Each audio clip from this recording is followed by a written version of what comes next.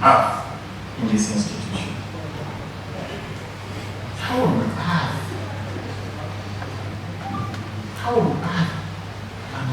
a staff of an institution,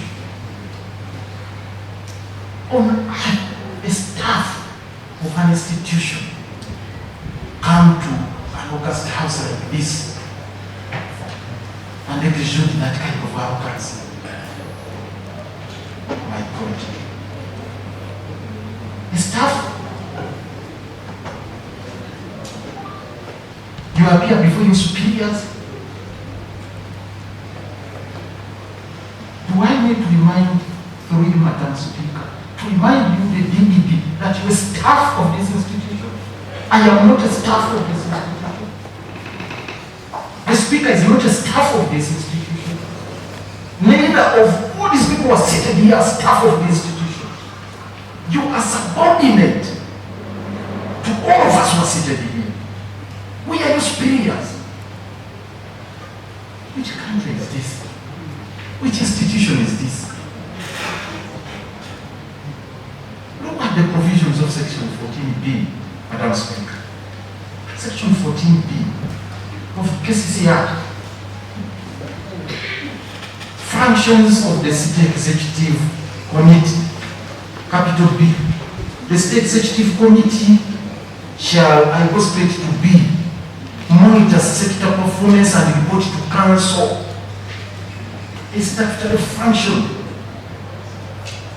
can imagine the kind of treatment you see the staff of the institution. We are discussing where the council is on phone. Yeah, but you seek for leave.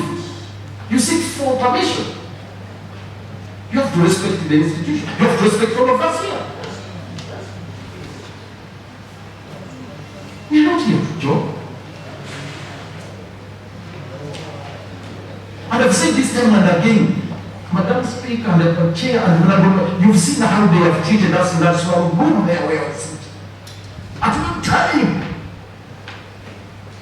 this gentleman here would just come and say, I'm here for a few minutes, I'm going out. Then you get a director in charge of this very directorate, Jacob, who is not here. He comes, he walks away. Then you call him on 4 years, he's not here. Madam Speaker, Madam Chair, Jacob has come. No, I'm saying when he comes and sick, you can see what we have been meeting, we have been going through. What we have here been going through. This kind of insubordination is totally unacceptable. This is insubordination. The implication, the import of this section, Madam Chair, Section 14B, sick. We are the immediate supervisors of all the directorates. It's like you also have a hierarchy there in the management. You have directors, you have managers, you have supervisors up to the lowest level. I can't imagine a situation where the manager comes before the ED and the ED says, I'm asking this, how do you do this? They say, you are a liar, you are this, you are this. Using that kind of language. We are your supervisors, and we have the powers to see whatever you are doing, to oversee whatever you are doing, and report to council. Now here we are. You can imagine the language. I pick it from the submissions members have made. I've listened attentively. From the Honorable Kcca to my Secretary for Finance here, all the members here, they have expressed the concerns, the kind of kind of temperament you are using even here. You say, we are also human beings. Yes. Please. You are serving the people of Kampala. You are a staff. I don't need to remind you that you are a staff who is subject to rigorous scrutiny. That's how we are also. That's why when we go out there, we are also scrutinized by members of the public. Let me tell you this. If we passed via Salama Road, the people there will ask me. You go to Sapro Kappa Road, they will ask you what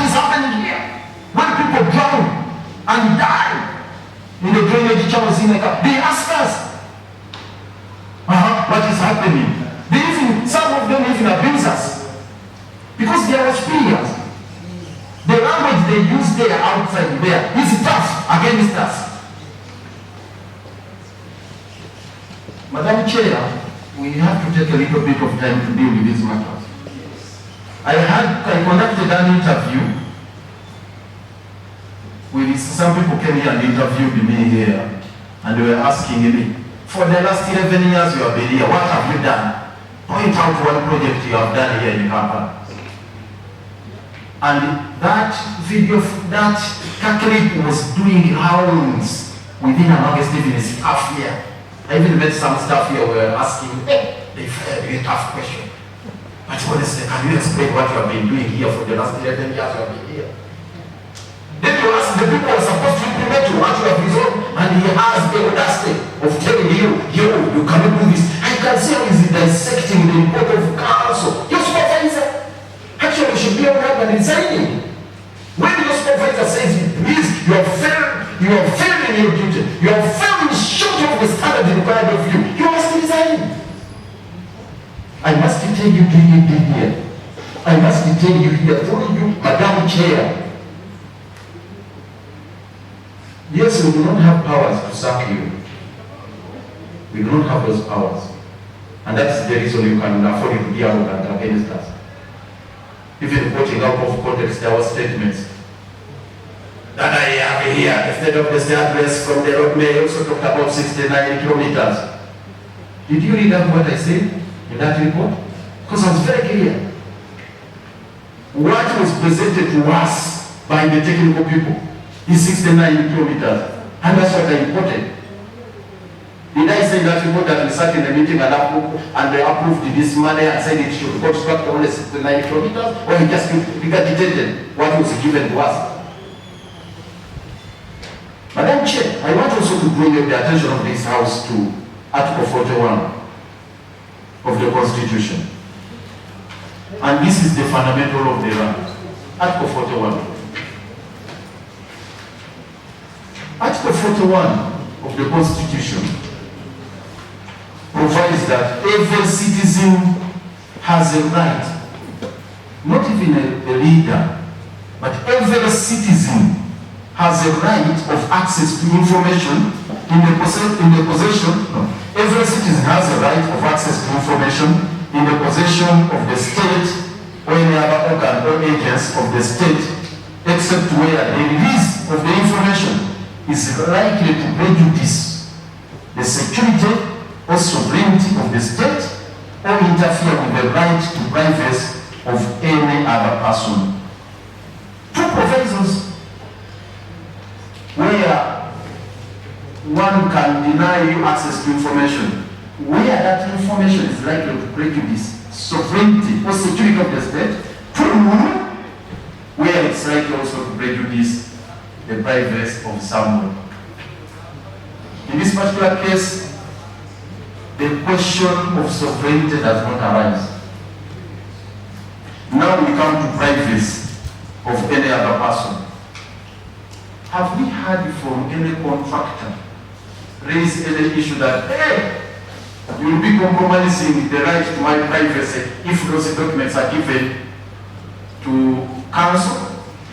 Have we complained? Is there such a document? Before you can go to the Attorney General or the Solicitor General, is there such a complaint in writing that don't give out that information? Or you are crying more than they believe? You are acting on whose interest? Because we need to see through all these lines. In whose interest are you acting? Because nobody has complained, the contractors have not complained. Even if we were to complain anyway, Madam Chair, these are public documents. These are not private matters. So if they don't want us to invade into the private affair, they should not do any business with us. Don't contract to do public work. Because public works are subject to scrutiny. If I didn't want to be scrutinized as a public officer, I wouldn't go into a public office. That's why for me, I accept whatever scrutiny I'm subjected to.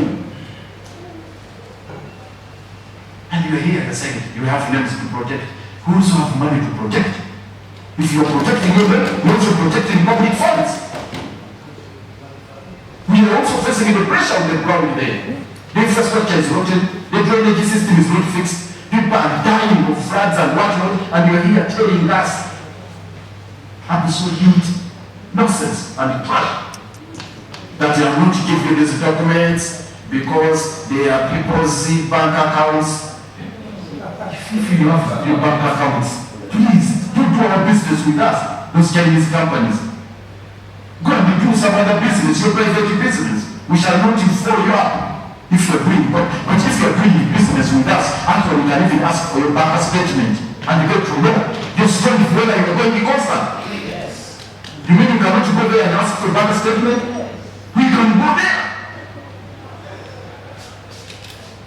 So, Madam Chair and honorable members, I feel undermined. I feel insulted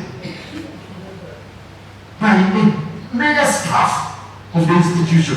A major staff and a younger than this. I'm a supervisor. I'm a superior. I am asking for this, and my superior, my junior, my subordinate has the audacity to say, I'm worried if I give you this information, you are likely to abuse. You the one who is supervising. The supervisee is telling the supervisor, I'm not giving you this information because you are likely to abuse it. Is it better than you? How am I going to supervise you? Madam Chair and honorable members, excuse me. So we quoted the Roads Act, which makes Kcca as a roads authority. And Kcca is an integral all of us. I seen the report throughout. Even when we prayed somewhere, we said, Ssegirinya did not do that. Madam Chair, he said somewhere in the ADP law that when we annul the extension of Kcca, we have had, he knows very well, we have had extensions with the World Bank missions. Every time they come here, we sit with them. Dr. Kcca, I know him very well, and the entire team of World Bank. They have always come here, they have always come to my office, they have always discussed these issues. You will say, we're going, to project us as if we are doing nothing here. About the 10 billion is talking about which was an addition. He said, Ssegirinya did not do anything. Do you know how many meetings we had? How many meetings we had in the second meeting there to talk about the 70-80 billion for construction projects which has been scrapped? And until when we pushed and they said, okay, let's add the 10 billion. Now we say, it's entirely the technical team. So they are portraying us as idlers here, that is technical team who is working here. We shall not accept that. So, Madam Chair, I would like to conclude by saying, look, I personally feel insulted and offended because for heaven's sake, a report which is being given by the Secretary for Works, the Honorable King, is a collective document for all of us members of the state. And if he had issues with it, you should have had the courtesy of just moving from the main tower to the office, to the mayor's office there. To say, can we compare the figures there? They say, okay, let's go back to say. That's what ordinarily one should do. Before you even read, I'm sitting here, I'm just seeing this document for the first time. And you have to decide, you have the just to decide if you might copy for me here. How can you insult the Lord Mayor like that? I'm sorry, Madam Chair.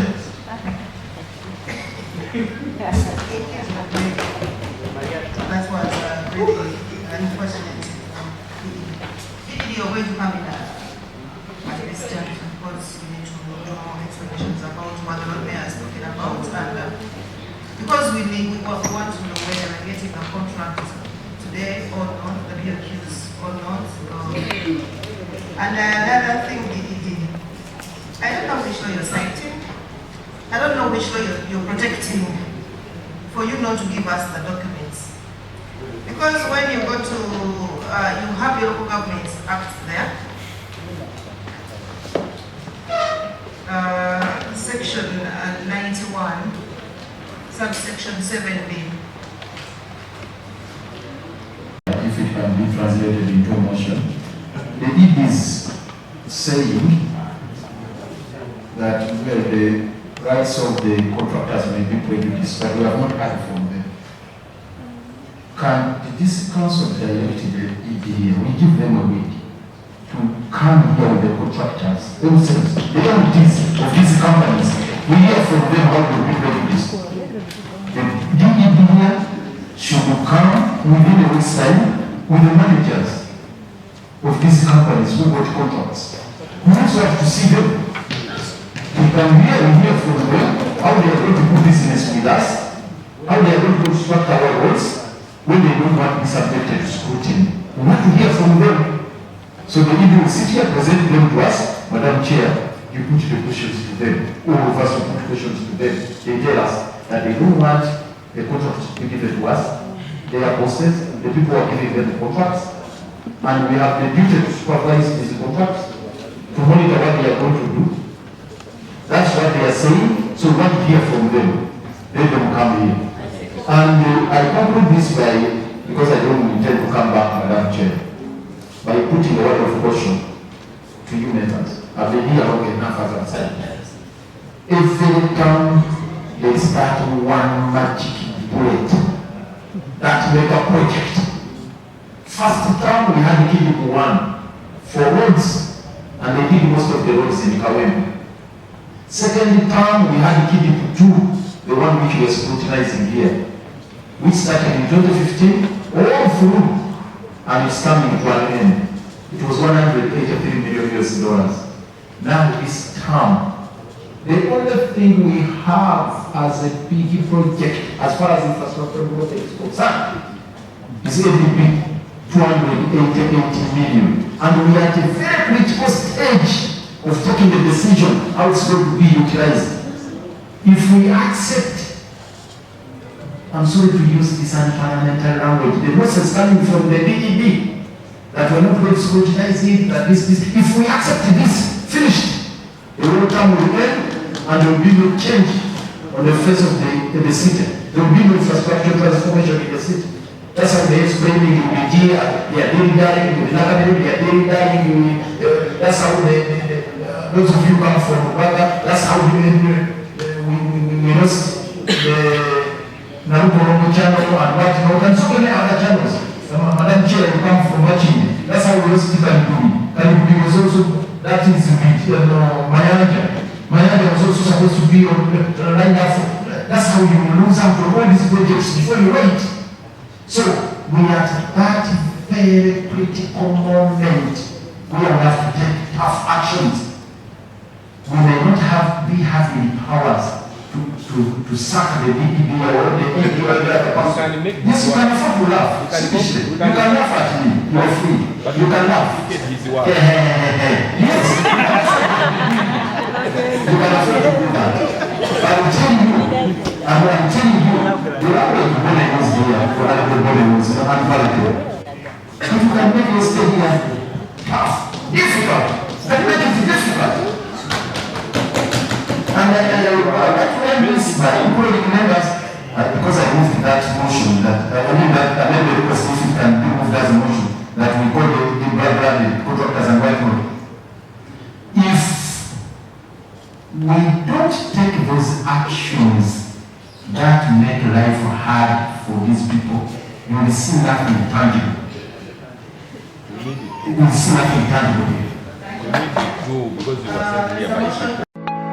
Munsi buli omwali n'ekirooto kuba kuwaguza kulafuubana n'okulemerako okutuuka ku buwanguzi ddala wamma ggwe luba lunaku mulindwa okyasobeddwa ekane mu kibira nga weebuuza omuntu omutuufu anaakutuusa ku makula g'ebirooto byo oba okooye kuferebwa kankwanjulire aba Brand Pro Property Services Limited abeegulidde erinnya mu kutuukiriza ebirooto by'abantu ebyekuusa ku ttaka bagula wamu n'okutunda ettaka n'amayumba ku buli luguudo lwa Uganda wamu n'okwetooloola ensi yonna mu mawanga agatali gamu nga USA, India wamu ne Bungereza. Tulina estates eziwedde okuzimbibwa. Gano makula bukula weegulire ennyumba ey'ekirooto kyo olwaleero ku bbeeyi esoboka. Naawe anoonyeza okupangisa tuzirina ng'ate tusobola n'okukulaakulanya ettaka, amayumba oba estates zo ne zeegombesa buli muntu. Oyagala saveya oba olina ekizibu kyonna nga kyekuusa ku ttaka bitukwase g'osirike. Tusangibwa ku MT House ku maliro ogusooka